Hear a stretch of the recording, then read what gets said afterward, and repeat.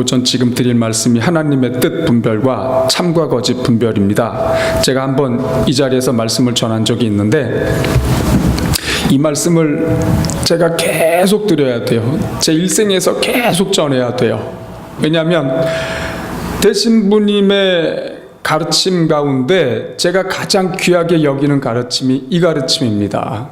대신부님이 많은 가르침, 또 제가 또 그걸 안 전할 수가 없거든요. 그래서 그 대신부님의 가르침을 배우고 깨달은 대로 계속 전하겠지만 그 여러 가르침이 소중한데 그 가운데에서 이 하나님의 뜻 분별과 참과 거짓 분별이 가장 귀하다. 저는 그렇게 생각하고 있습니다. 왜 그러냐면 하나님의 진리를 깨달아 나갈 수 있는 법이에요, 이게. 그래서 대신부님이 깨달은 그 놀라운 진리들을 이 말씀, 이 가르침을 통해서 깨달아 나갈 수가 있다. 그리고 이 성경의 진리라는 게, 하나님의 진리라는 게 얼마나 놀랍습니까? 사람이 평생을 추구한다고 해서 그걸 어떻게 다 알 수가 있겠습니까? 이 깊은 진리를. 그런데 이 대천덕 신부님이 깨달은 이 말씀에 따라서 계속 진리를 추구해 나가면 대신부님보다 더 놀라운 진리를 깨달을 수도 있지요. 그러니까 우리에게 천국의 보고를 여는 열쇠를 대신부님이 우리에게 준 거예요. 당신의 그 깨달음을 통해서 우리에게 건네준 겁니다. 그러니 이거를 제가 안 전할 수가 없어요. 그리고 이것이 제가 여기서 한번 전해보고 우리 그 참가하시는 이 집회에 오시는 분들하고 대화를 이렇게 나눠보면 당신 자기 뜻대로 이렇게 하시더라고. 사고 구조가 이렇게 금방 안 바뀝니다. 네, 이것이 깊이 들어가지 않아요. 어느 정도 들어갔다가 일상생활에서 내가 가지고 있는 습관, 주장, 계획, 고집, 의지에 따라서 그냥 튕겨져 나오는 것 같아요. 이 얘기를 나눠봤는데 본인 뜻대로 하는 의식이 굉장히 강하더라고요. 제 뜻대로 하라는 얘기가 아니고 권면을 하는 제 뜻대로 하라는 게 아니고 하나님의 뜻을 묻고 겸손하게 아무것도 자기 주장하지 말고 하나님 앞에 나가서 물으십시오, 이렇게 권면을 하거든요. 근데 본인의 뜻대로 하려고 그래요.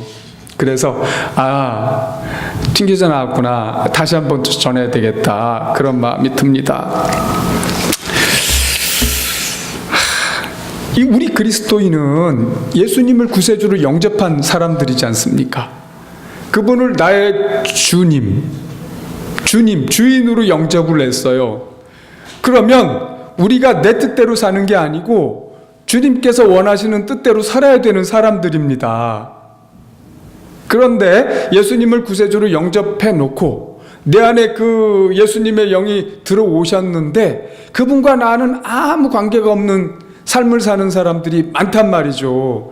그분에게 삶의 자리, 삶의 주인 자리를 드린 거예요. 그러면 거기에 걸맞게 내가 살아야 되지 않습니까? 그래서 내 삶의 뜻, 내가 무엇을 할 것인지를 하나님께 맡겨드리고 그분과 의논하고 그분을 통해서 결정을 하고 나가야 되거든요. 그분이 나보다 훨씬 지혜가 많으세요. 그분이 나의 삶에 대해서 큰 뜻을 갖고 계세요. 계획이 다 있으세요. 그걸 내가 맡겨드리면 하나님께서 나에게 가장 좋은 길로 인도하십니다. 일로 갈 거냐, 일로 갈 거냐. 우리는 너무 많은 결정들을 매일매일 하면서 살아야 돼요. 학교를 어디 가야 할지, 어떤 과를 전공해야 될지, 이사를 가야 될지 말아야 될지, 어디로 가야 될지, 교회는 어떻게 선택해야 될지, 삶의 순간순간마다 선택을 해야 되는 일들이 속속 찾아옵니다. 이때 하나님의 뜻이 있다니까요. 내 맘대로 해서는 안 됩니다. 내 맘대로 하면 야곱 같은 사람 되는 거예요. 야곱은 하나님께서 태어나기도 전에 야곱이 큰 자가 되겠다, 에서보다. 그렇게 하나님께서 결정하시고 태어나게 하셨어요. 둘째로 태어났지만. 그러면 그 뜻을 10분 깨닫고 그냥 하나님의 뜻을 따라가면 돼요. 따라가면. 그러면 자연스럽게 하나님이 계획하신 일들이 이루어져요. 근데 이 야곱이라는 사람은 그런 사람이 아니에요. 자기 힘으로. 그걸 옆에서 그 엄마가 도와주지 않습니까? 리브가가 그걸 또 죽을 고생해요. 그래서 하나님의 뜻은 결국 이루어집니다. 그 야곱을 통해서 이루어지는데 자기가 그걸 실행하려고 하다 보니까 죽을 고생하는 거예요. 형피해가지고 형한테 거짓말하고 형 라반의 삼촌 집으로 도망가고 거기서 14년이죠. 양치는 목자로 생활하고 그런 모든 일들이 다 자기가 하려고 애쓰다 보니까 일이 엉켜가지고 일이 그렇게 된 거예요.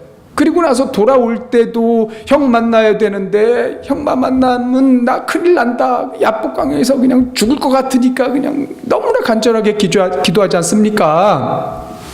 일생이 그랬어요. 그래서 나중에 요셉이 있는 그 애굽에 들어가서 그 바로를 만났을 때 연세가 어떻게 되시오? 그러니까 본인 나이 얘기하면서 죽을 고생하면서 살았습니다. 이러잖아요. 그럴 필요가 없는 거예요. 인생이. 하나님의 은혜를 따라가면 됩니다. 그분의 결정을. 그게 하나도 나쁜 게 아니에요. 하나님이 강요하는 게 아닙니다. 그걸 내가 기쁘게 존중해 드리는 겁니다. 자, 하나님의 뜻을 어떻게 알 수가 있겠습니까? 이 길이냐 저 길이냐, A 대학이냐 B 대학이냐, A과냐 B과냐 어떻게 할 겁니까? 이럴 때 대신부님의 깨달음은 이런 겁니다. 야고보서 1장에 있습니다. 야고보서 1장에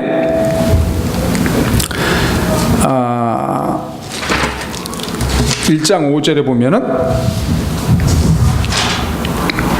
여러분 가운데 누구든지 지혜가 부족한 사람은 하나님께 기도하십시오. 그러면 꾸짖지 않고 모든 사람에게 후하게 주시는 하나님께서 주실 것입니다.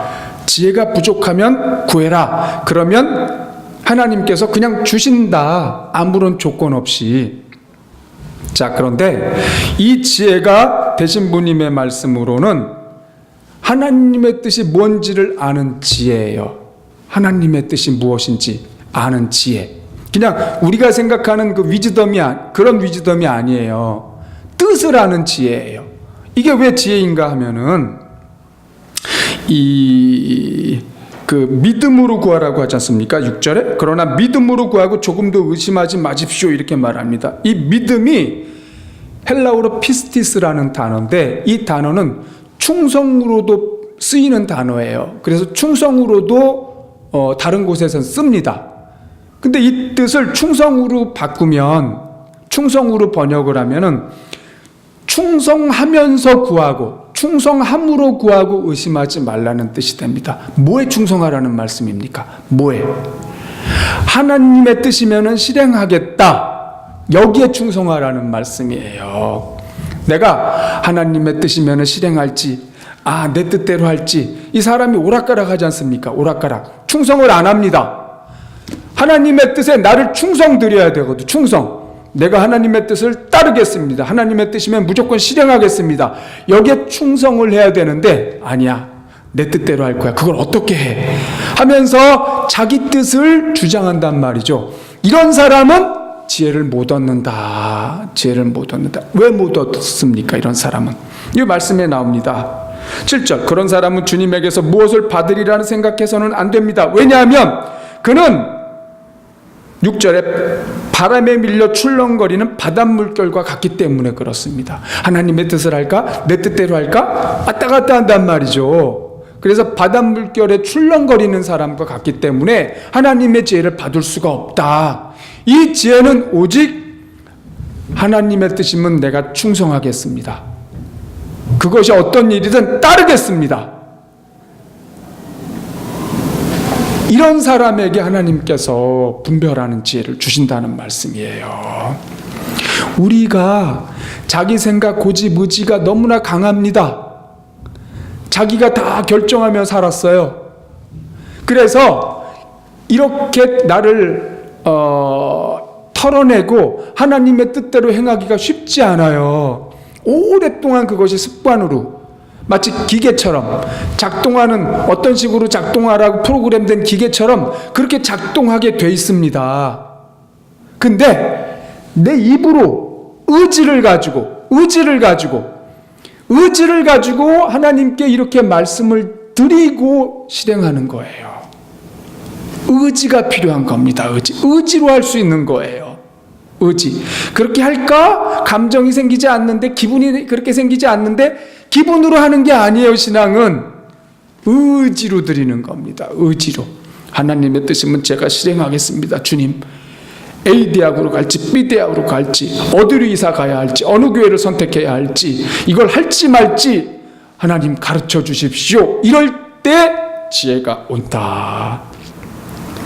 이렇게 살아가는 겁니다. 우리는 그걸 일상에서 훈련을 해야 돼요. 훈련을. 잘 자란 것들까지도.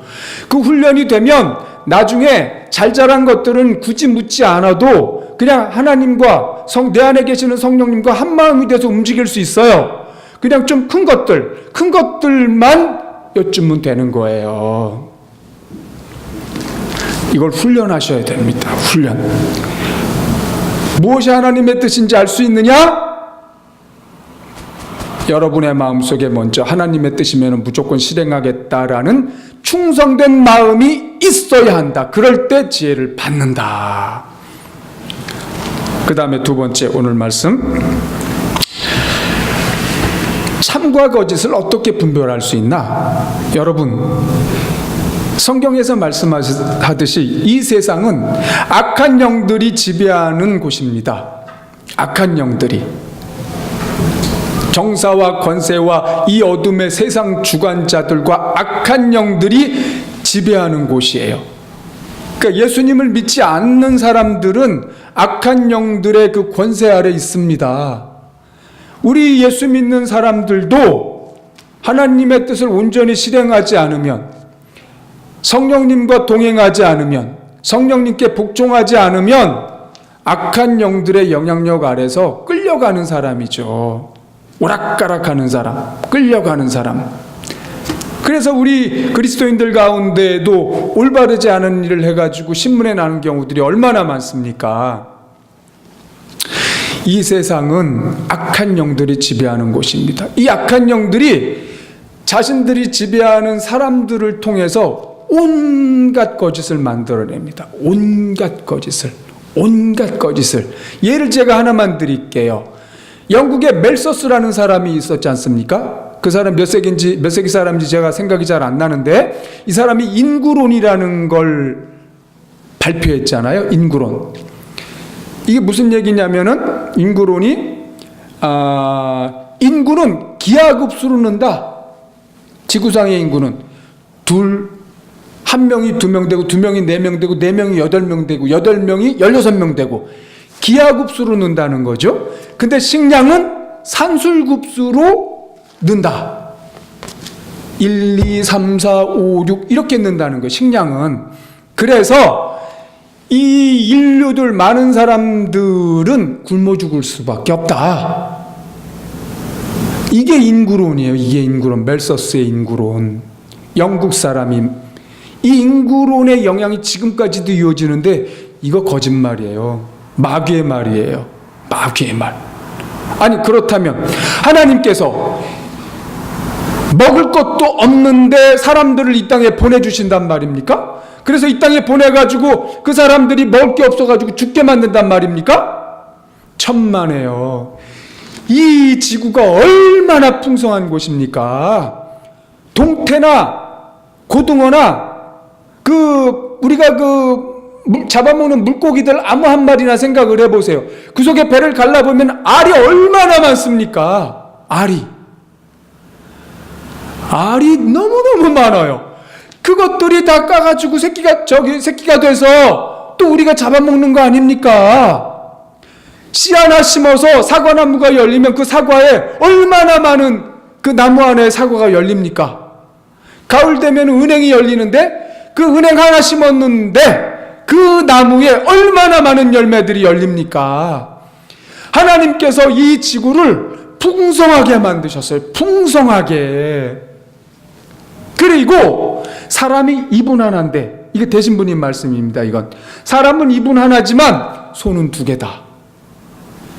두 개다. 하나 일해가지고 하나 먹고 하나 남는다. 일한 이 노동으로 일해서 번 게. 그래서 지구는 풍성하고 사람도 노동할 수 있고 먹는 건 입 하나밖에 없고 얼마든지 이 땅에서 풍족하게 인류가 살 수 있다.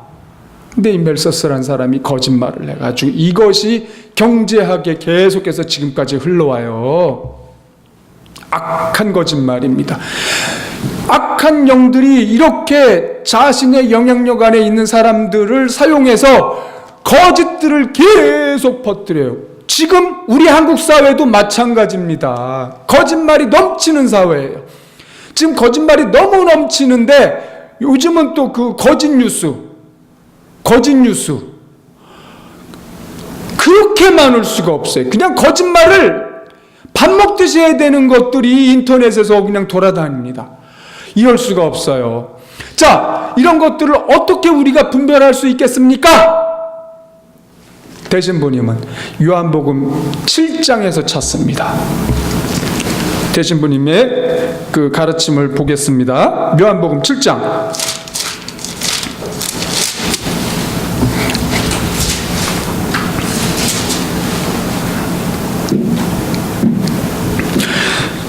예수님이 초막절을 맞아서 예루살렘에 올라가셨습니다.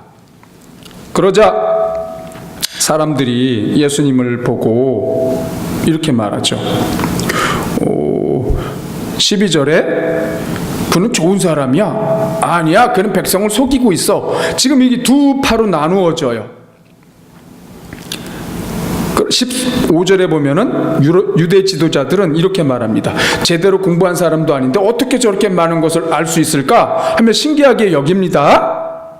그러자 예수님께서 16절에 내 교훈은 내 것이 아니라 나를 보내신 분의 것이요. 이 17절이 핵심입니다. 누구든지 하나님의 뜻을 실천하고자 하면 내가 말한 교훈이 하나님에게서 온 건지 아니면 내가 마음대로 말한 것인지 알게 될 것이요. 이렇게 말하신 겁니다. 여러분, 이 뜻을 잘 생각해 보십시오.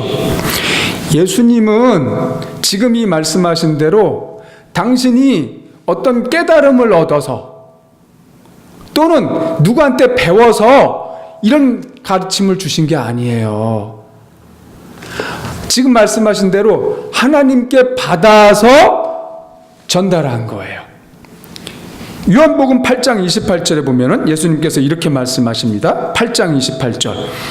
그대들이 나를 십자가에 못 박아 죽인 다음에야 비로소 내가 구세주라는 것과 또 내가 아무것도 스스로 말하지 않고 아버지께서 가르쳐 주신 대로 말했다는 것을 알게 될 것이오.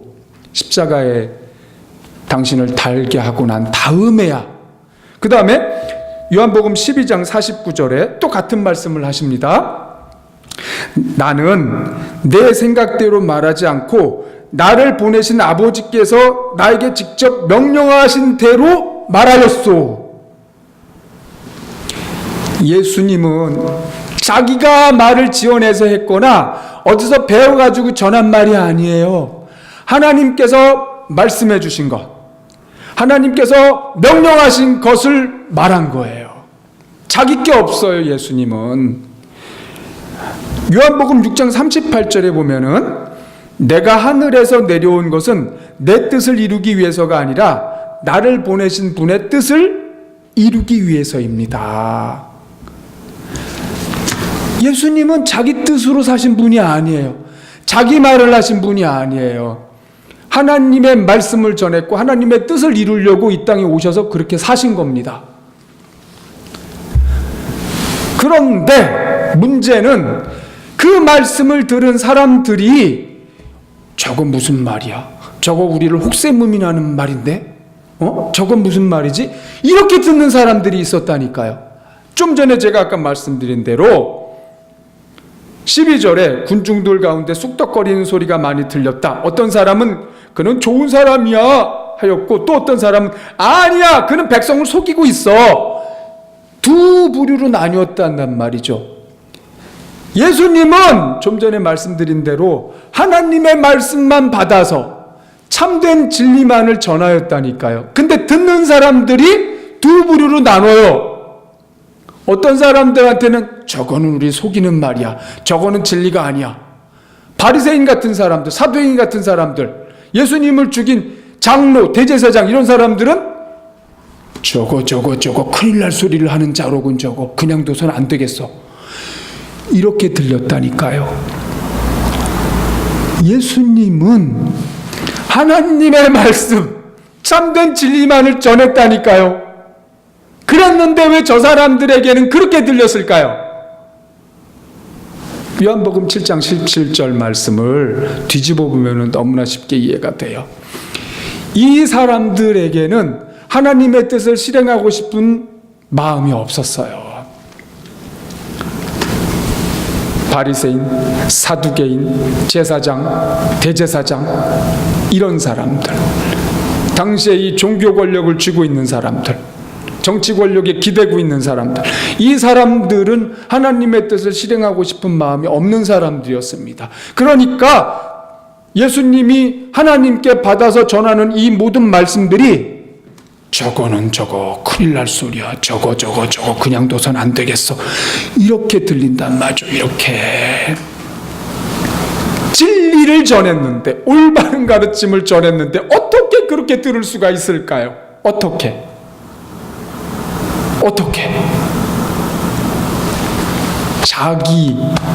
자기 생각, 자기 주장, 자기 배를 불리려는 정신, 자기로 꽉 차 있기 때문에 그래요. 하나님의 뜻, 그 사람들에게는 일도 없는 거예요. 일도.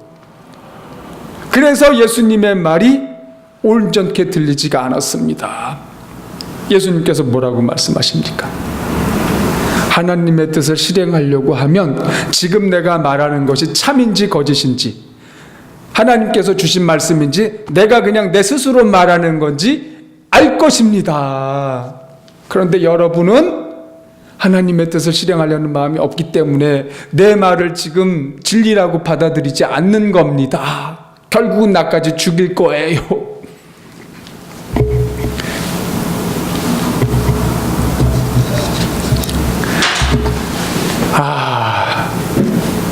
이 가르침이 얼마나 놀라운 가르침입니까?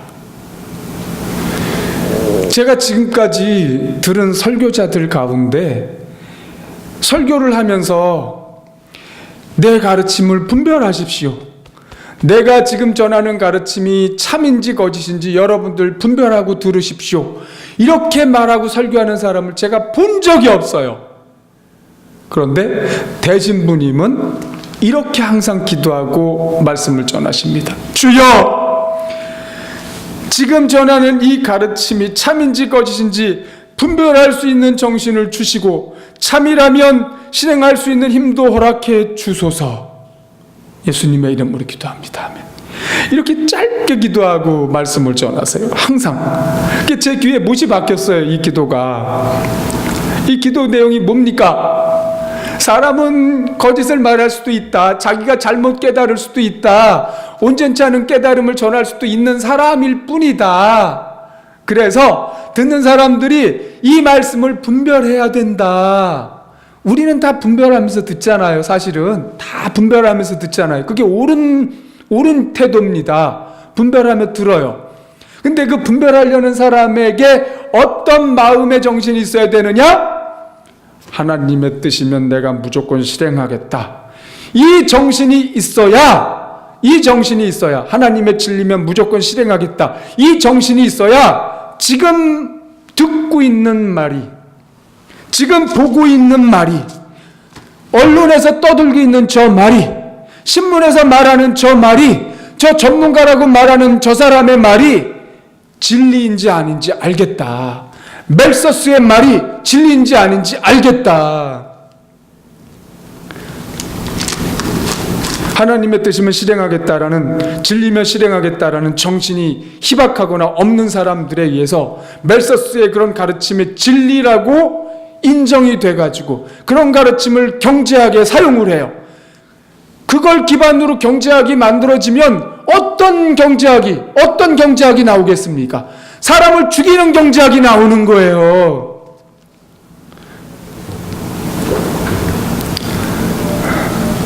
그 진리를 실행하고 싶은 마음이 없는 사람들이에요. 진리를 실행하고 싶은 마음이 없는 사람들, 자기 배를 불리려는 사람들, 가난한 사람들의 그 고통을 외면하는 사람들.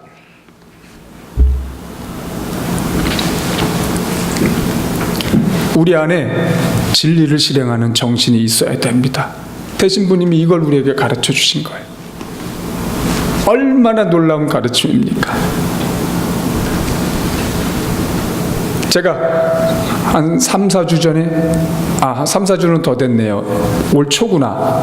올 초에 저하고 신학교 대학원을 같이 다닌 장로님하고 통화를 했습니다. 그분이 어느 대학 교수신데 공부를 아주 좋아하는 분이에요. 그 수업 시간에도 공부 열심히 하셨고 좋은 질문들을 많이 하신 분인데, 잠깐 대화를 나누다가 그분의 이런 말씀을 하시더라고.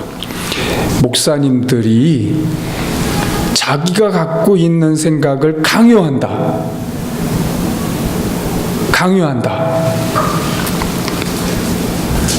딱 그거 하나 말씀하셨어요. 그 주제에 대해서. 그 주제만 말씀하셨어요. 예, 그렇습니다. 강요하는 정신이 많죠. 분별하라고 하기보다는 강요한단 말이죠. 자기 생각이 옳다고. 저도 아마 그런 게 있을지 모르겠습니다. 근데 올바른 말씀은 물론 전해야 되지만, 그것이 올바른 건지를 당신 스스로 깨달으십시오. 깨달을 수가 있습니다. 이렇게 전해야 되는 거거든요. 근데 일방으로 그냥 내가 깨달은 거니까 당신도 이거를 받아들여야 돼. 이렇게 전한단 말이죠. 이거는 옳지 않은 가르침입니다. 내가 전한 가르침, 지금 말씀드리는 가르침이 참된 진리인지 당신이 깨달을 수 있습니다. 분별하십시오. 분별하기 위해서는 당신 안에 진리면 무조건 실행하겠다라는 정신이 있어야 그때야 비로소 깨달을 수 있습니다. 대신부님이 모든 성도에게 당신도 깨달을 수 있다는 독립된 분별력, 독립된 사고를 인정해 주신 거예요. 나눠주신 거예요. 이거는 이렇게도 표현할 수가 있어요. 신자의 혁명이다. 이 목회자에게 묶여있는 신자의 혁명이다. 스스로 깨달으십시오. 스스로 깨달을 수 있습니다. 스스로 진리를 찾아가십시오. 이렇게 말씀하신 거였어요. 그러니 이 가르침이 얼마나 소중합니까? 얼마나 소중합니까?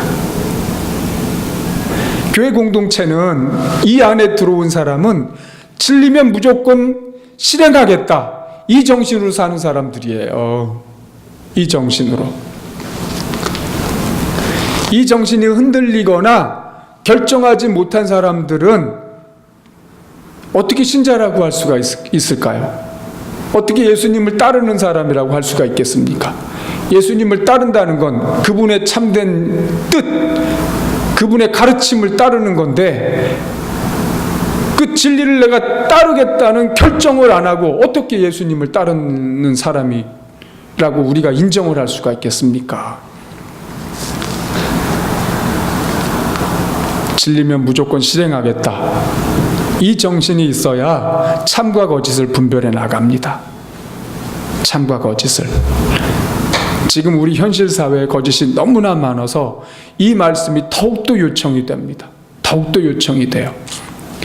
마치 영화를 보면은, 첩보 영화 같은 영화를 보면은 어디 이렇게 공간을 침투하려고 하는데, 이렇게 보니까 그 복도에 아무것도 없는 그냥 텅 빈 곳인데 무슨 특수안경을 딱 끼면은 레이저 광선이, 안 보이던 레이저 광선이 이쪽 저쪽에서 이렇게 쫙 쩍쩍 비추고 있는 그런 장면들이 있지 않습니까? 그러니까 이렇게 멋모르고 거기 이렇게 들어갔다가 몸이 닿는 순간 삑 하고 경보음이 울리게끔 해놓은 거죠. 어떤 그 눈에 보이지 않는 광선으로. 근데 특수안경을 끼니까 그게 보이는 거예요. 그걸 그래서 이 침투하는 사람이 그 선을 피해가지고 빛을 피해서 이렇게 해서 들어가지 않습니까? 마치 이 세상이라는 거는 그런 거짓들이 요소요소에 우리가 배운 정치, 경제, 예술, 문화 등등등의 요소에 있어요. 그거 어떻게 분별합니까? 그런 안경을 껴야 된다니까요. 그래야 비로소 알게 된다니까요. 그 안경이 뭡니까? 요한복음 7장 17절. 하나님의 뜻을 실행하려고 하는 사람은 이 교훈이 어디에서 온 건지 참인지 거짓인지 알겠다.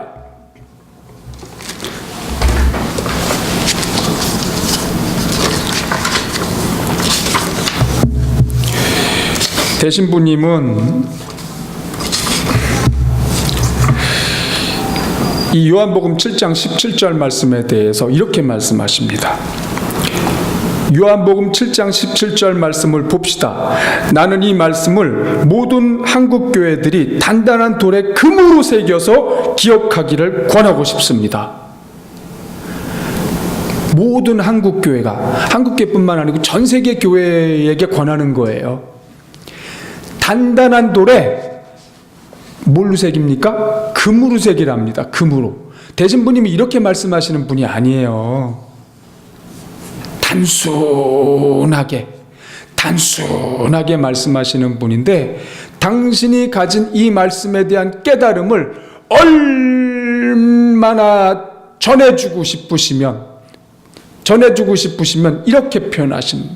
단단한 돌에 금으로 새기기를 권한다. 대신부님은 실제로 예수원에 가면은 대신부님의 비석 조그만 게 있어요. 대신부님은 그 화장을 해서 분고를 예수원에 모셨는데 작은 비석 있습니다. 그 비석에 이 요한복음 7장 17절 말씀 한 절을 새겨놨어요. 비석에. 그러니까 대신부님이 얼마나 이 말씀을 소중하게 여기셨는지 이 비석에서도 드러납니다. 비석에 말씀 새기는 건 평생을 살아온 자신을 정리하는 한 절의 말씀을 우리 그리스도인들이 넣지 않습니까? 요한복음 7장 17절 말씀을 한 절 새겨놓으셨어요. 정말 돌에다 새기셨다니까요.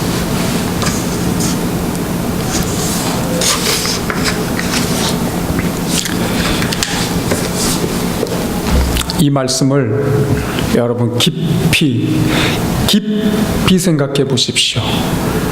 깊이 생각해 보십시오. 진리로 인도해 주는 말씀입니다. 매일매일 여러분들이 진리를 실행하고자 하면은 죽을 고생을 할 수도 있습니다. 그렇지만 하나님, 제가 그럴지라도 진리를 실행하는 사람이 되겠습니다. 이렇게 고백하면서 한 걸음 한 걸음 나아가야 돼요. 그럴 때 하나님의 인도하심을 경험하게 됩니다. 제가 지금 말씀드린 두 가지, 야고보서 1장에 나오는 그 하나님의 뜻을 분별하는 지혜, 그 다음에 요한복음 7장 17절에 나오는 참과 거짓을 분별하는 이 법, 이 두 가지를 가지고 대신부님은 일하셨다 그렇게 말씀하세요. 일하셨다. 그러니까 성경 진리를 이 두 가지로 깨달아 가셨다. 매일매일 그렇게 하나님의 뜻을 실행하며 사셨고 진리를 깨달아 가면서 일생을 사셨다, 그 뜻이에요. 두 가지를 가지고 일하셨다. 여러분들도 그런 사람들이 되기를 예수님의 이름으로 축복합니다. 축복합니다.